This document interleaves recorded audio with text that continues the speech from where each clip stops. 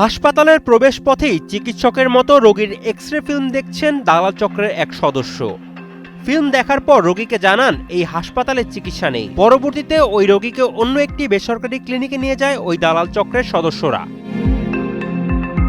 জামালপুর জেলার মেলান্দহ উপজেলা স্বাস্থ্য কমপ্লেক্সের প্রায় শতভাগ দখলই দালালদের হাতে। হাসপাতালের জরুরি বিভাগে এক রোগীর রক্তচাপ পরিমাপ করতে দেখা যায় আরেক দালালকে। এছাড়াও বহির্বিভাগে নারী ও প্রসূতি চিকিৎসকের কক্ষের দখল নিয়ে রেখেছেন এক নারী দালাল। আমরা ভাই টিকিট কাটছি, আমরা আসছি হলাম সকাল 10টার সময়। আসার পরে টিকিট কাটছি, আমাদের সিরিয়াল হলো 74 নাম্বার। এখন আসার পরে একটা মহিলা আমাদের কাছ থেকে আপনার টিকিট জমা নিল। নেওয়ার পরে ভিতরে যে টিকিট জমা দিছে কিনা সেটা উনি ভালো জানে। এখন উনি দালাল নাকি ভিতরে কোনো স্টাফ তাও আমরা জানি না। উনি টিকিট নিয়ে যায় ভিতরে জমা দিছে নাকি ওনার কাছে আমরা জানি না। পরবর্তীতে আমরা দেখলাম যে 81 নাম্বার সিরিয়ালের রোগী উনি ডাক্তার দেখে গেল, আর আমরা 74 নাম্বার, আমাদের কোনো নাম ডাকে নেই, কিছু নেই, আমরা অলরেডি দরজার মধ্যে দাঁড়ায় আছি। আর একটা জিনিস দেখা যায় যে এখানে আপনার হাসপাতালের ভিতরে প্রায় রুমের সামনে কোনো ফ্যান নাই। এটা কোনো হইলো? এমনিতে একটা সাধারণ মানুষ যদি হাসপাতালের ভিতরে আসে অসুস্থ হয়ে যায়, আর রোগী আসে ডাক্তারের ভিতরে একটা ফ্যান, লোক থাকে 15-20 জন, কোনো সিরিয়াল মেনটেন নেই। রোগীর স্বজনদের দাবি হাসপাতালে পা ফেললেই পড়তে হয় দালাল চক্রের এমন ফাঁদে।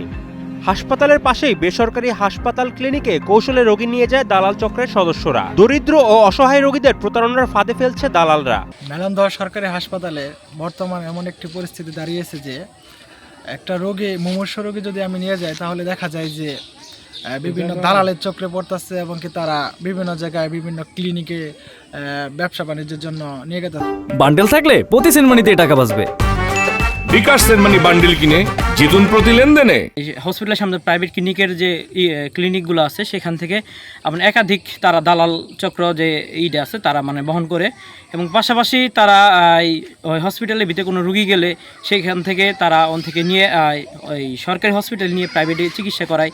সরকারি হসপিটালে যে বিষয়গুলো সেগুলো মানে হসপিটাল চিকিৎসার বিষয়ে তারা ভুল তথ্য দিয়ে এবং কি বিভ্রান্তি করে। অভিযোগ আছে হাসপাতাল নিকটবর্তী বেসরকারি হাসপাতাল, ক্লিনিক, ডায়াগনস্টিক সেন্টার থেকে এসব দালালদের রাখা হয়েছে। রোগী ভাগানোর উপরে মাসিক ভিত্তিতে কমিশন পেয়ে থাকেন দালাল চক্রের সদস্যরা।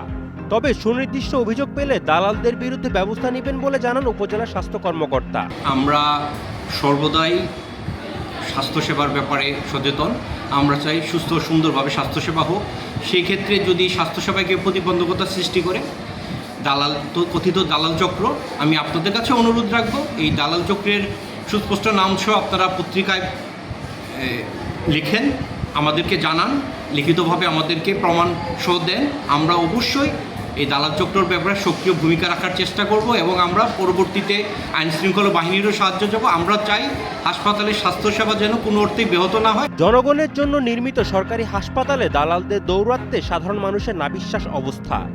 মেলান্দহবাসীর দাবি অতি দ্রুত দালালদের বিরুদ্ধে ব্যবস্থা নিয়ে স্বাস্থ্যসেবার মান উন্নত করতে হবে। জামালপুর থেকে রাকিব হাসান নয়নের পাঠানো তথ্যচিত্রে ডেস্ক রিপোর্ট, শাহেদ আলম ফাহিম, কালের কণ্ঠ।